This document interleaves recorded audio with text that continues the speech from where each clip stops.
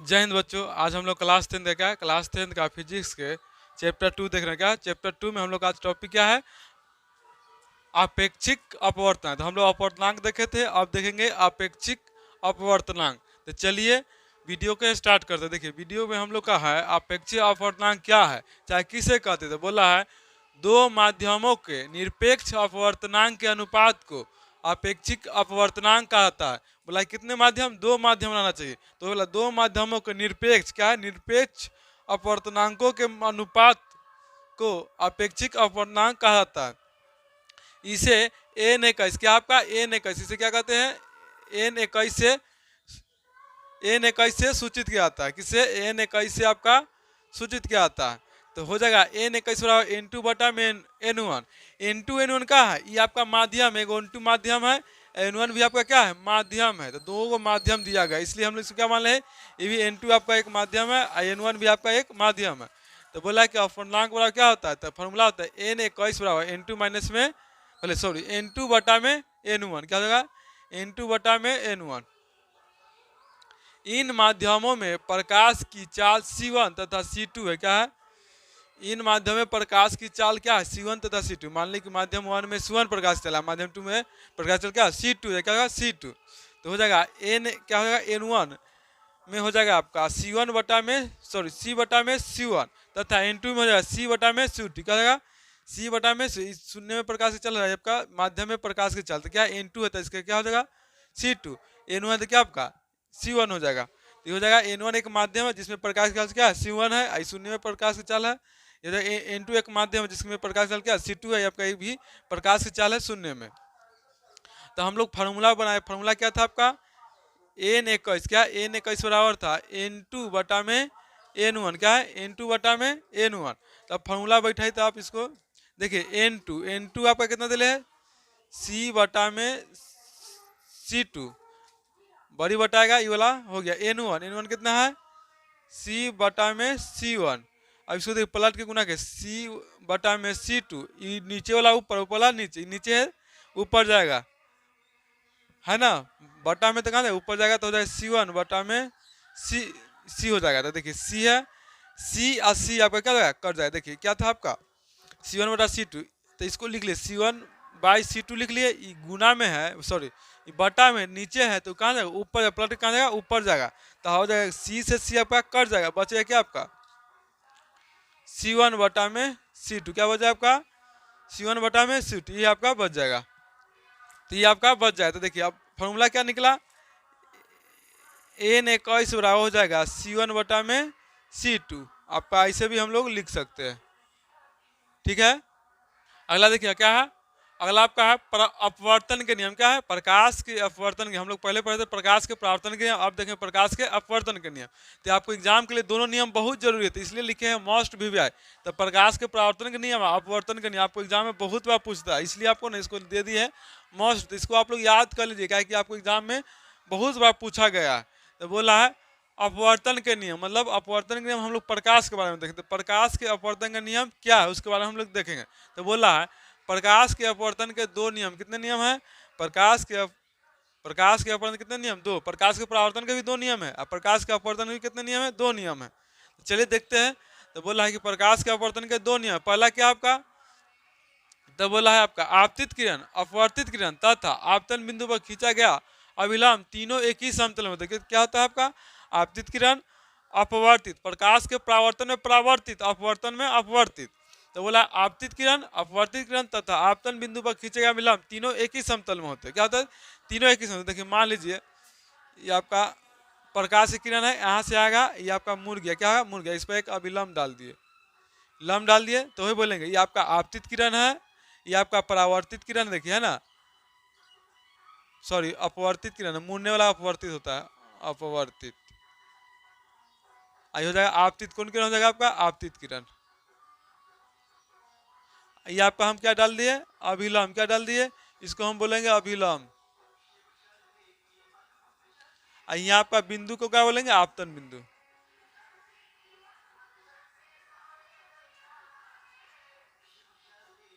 आपका हो जाएगा आपतन बिंदु। क्या होगा आपका? आपतन बिंदु। तो बोला है देखिए ये ना आपका बोला है ये आपतित किरण अपवर्तित किरण तथा आपतन बिंदु, क्या तथा आपतन बिंदु पर खींचा गया विलंब, तीनों एक ही समतल। बोलेंगे आपतित किरण, अपवर्तित किरण तथा आपतन बिंदु पर खींचा गया विलंब, तीनों एक ही समतल। देखिए एक समतल सतह है ना, तीनों क्या होता है आपका एक ही सतह में। तो इसको याद, यहाँ से फिगर से भी हम लोग याद रख सकते हैं आपको। ये आपका अपवर्तित, क्या है अपवर्तित, अपवर्तित किरण। तो याद रखिए बस 3 नाम याद रखना, आपतित किरण, अपवर्तित किरण तथा क्या बोले तथा आपतन बिंदु पर खींचा गया विलंब, तीनों एक ही समतल में। क्या तीनों एक ही समतल। तो याद रखें आपतित किरण, अपवर्तित किरण तथा आपतन बिंदु पर खींचा गया विलंब, तीनों एक ही समतल में होता है। क्या होता है एक ही समतल में। तो देखिए इसी पर है ना तीनों, आपतित किरण है, अपवर्तित किरण है, आपतन बिंदु पर खींचा गया विलंब, तीनों एक ही समतल का है, इस सतह पर तीनों है। तो ये आपका था पहला नियम। तो यहाँ लिखा हुआ है, देखिए क्या लिखा हुआ है, आपतित किरण, अपवर्तित किरण तथा आपतन बिंदु पर खींचा गया अभिलंब, तीनों एक ही समतल में होते हैं। अब बोला है किन्हीं दो माध्यमों के लिए आपतन कोण की ज्या और अपवर्तन कोण की ज्या का एक अनुपात नियतांक होता है। क्या होता है, किन्हीं दो माध्यमों के लिए आपतन कोण की ज्या, अपवर्तन कोण की ज्या का अनुपात एक नियतांक होता है। क्या होता है, किन्हीं दो माध्यमों के लिए आपतन कोण की ज्या, अपवर्तन कोण की ज्या, अपवर्तन कोण की ज्या, आपतन कोण की ज्या, अपवर्तन कोण की ज्या का अनुपात एक नियतांक होता है। इसे हम लोग क्या कहते हैं, इस नियम को हम लोग स्नेल का नियम कहते हैं। क्या कहते हैं, स्नेल का नियम। आपको बहुत बार पूछा, जब स्नेल का नियम पूछे ना तो आप यहाँ से आंसर देखिए। क्या देखिए, प्रकाश के अपवर्तन के दूसरा नियम को हम लोग क्या कहते हैं, स्नेल का नियम। क्या कहते हैं आपका, प्रकाश के अपवर्तन के दूसरे नियम को हम लोग क्या कहते हैं, स्नेल का नियम कहते हैं। तो स्नेल का नियम किसे कहते हैं, किन्हीं दो माध्यमों के लिए आपतन कोण की ज्या, अपवर्तन कोण की ज्या का अनुपात एक नियतांक होता है, जिसे हम लोग क्या कहते हैं स्नेल का नियम। तो याद रखिए प्रकाश के अपवर्तन कितने नियम होते हैं, 2। तो पहला था आपतित किरण, अपवर्तित किरण तथा आपतन बिंदु पर खींचा गया विलंब, तीनों एक ही समतल में होते हैं। दूसरा होगा किन्हीं दो माध्यमों के लिए, दो माध्यम हवा, कांच, पानी, वायु, ऐसा रहेगा दो माध्यम है। लेकिन इन दो माध्यमों के लिए आपतन कोण की ज्या, अपवर्तन कोण की ज्या का एक अनुपात एक नियतांक होता है। तो हो जाएगा म्यू बराबर हो जाएगा आपका साइन आई बटा में साइन आर। क्या होगा, साइन आई बटा में साइन आर। बोला है प्रकाश के अपवर्तन का दैनिक जीवन में उपयोग। क्या बोला है, प्रकाश के अपवर्तन का दैनिक जीवन में उपयोग। तो बोला जब प्रकाश की किरण किसी प्रकाश विरल माध्यम से प्रकाश सघन माध्यम में जाती है तो वह विलंब की ओर मुड़ जाती। क्या होती है, बोला है जब प्रकाश की किरण किसी प्रकाश विरल माध्यम से प्रकाशता सघन माध्यम में जाती है तो वह विलंब की होती है। देखिए प्रकाश की किरण बोला है विरल, कहाँ से विरल से सघन। देखिए विरल मतलब हवा से जब कांच में जाए तो वह विलंब की ओर में देखिएगा, अविलंब की ओर। मतलब जो सघन होता है वो कांच होगा और हवा क्या आपका विरल हो जाए। तो हल्का से जब भारी में जाएगा ना तो आपका क्या हो जाएगा, अविलंब की ओर मुड़ेगा। अब भारी से हल्का में जाएगा तो क्या हो जाएगा आपका अविलंब से दूर भागेगा। तो सघन मतलब मान लीजिए हम अब जाम देखें, जाम होता है, क्या होता है जाम, रोड जाम है तो वहाँ पर गाड़ी आप स्पीड चलेगी तेजी से, तो वहाँ पर गाड़ी आप स्लो चलाते, क्या होता है स्लो। और जहाँ जाम तो वहाँ गाड़ी क्या होता है एकदम गाड़ी स्पीड से चलाते। तो उसी तरह से बोल रहा है कि जब प्रकाश की किरण किसी प्रकाशता विरल माध्यम से प्रकाशता सघन माध्यम में जाती तो क्या होता है अविलंब की ओर मुड़ता है। किसको, अविलंब को। ये मान ली कि हवा से कांच में आएगा ना तो ये अविलंब, यह है आपका अविलंब ना, तो इधर में मुड़ेगा। अगला बोला है जब प्रकाश की किरण किसी प्रकाशता सघन माध्यम से प्रकाशता विरल माध्यम में जाती है तो वह अविलंब की ओर अविलंब से दूर हट जाती है। तो हम लोग मान लेते हैं कि प्रकाशता सघन माध्यम, सघन माध्यम एक घर है, घर से कोई बच्चा बाहर निकले तो क्या घर से दूर भागेगा। तो सघन मतलब घर मान लीजिएगा, विरल मतलब बाहर का एरिया। तो बच्चा घर से बाहर तो क्या घर से दूर भागेगा, तो अविलंब से दूर। तो आपका बोला है जब प्रकाश की किरण किसी प्रकाशता सघन माध्यम से प्रकाशता विरल माध्यम में जाती है तो वह विलंब की ओर मुड़ जाती है। तो हम लोग अभी दो देखे, पहला देखे कि देखिए पहला देखे कि विरल क्या है, विरल से सघन में गया, किसमें गया सघन में, विरल से सघन में गया तो क्या हुआ, जब विरल से जब वस्तु किसमें गया सघन में जाने पर क्या हुआ, ये अविलंब की ओर मुड़ेगा। क्या होगा, हल्का से भारी में जाए तो क्या होगा अविलंब की ओर मुड़ेगा। अब जाएगा मुड़ जाएगा क्या अविलंब की ओर। अब भारी से हल्का में जाएगा अविलंब से दूर भागेगा।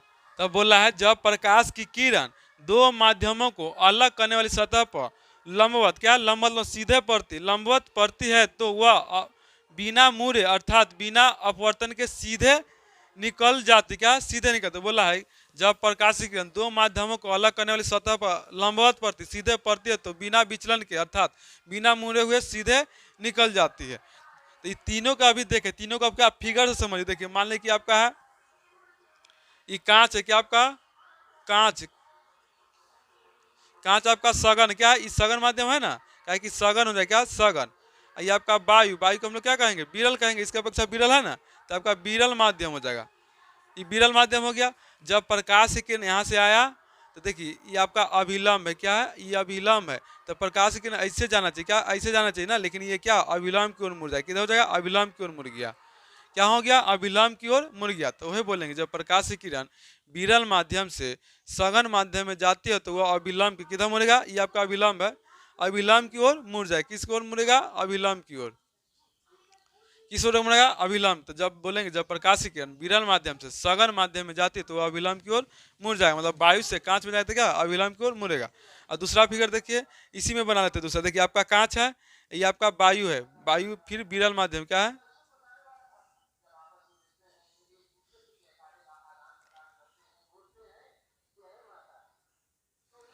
तो बोला आपका देखिए बोला जब प्रकाश देखिए यहाँ से किरण क्या हो गया बाहर निकलेगा, ये आपका एक और अभिलंब है।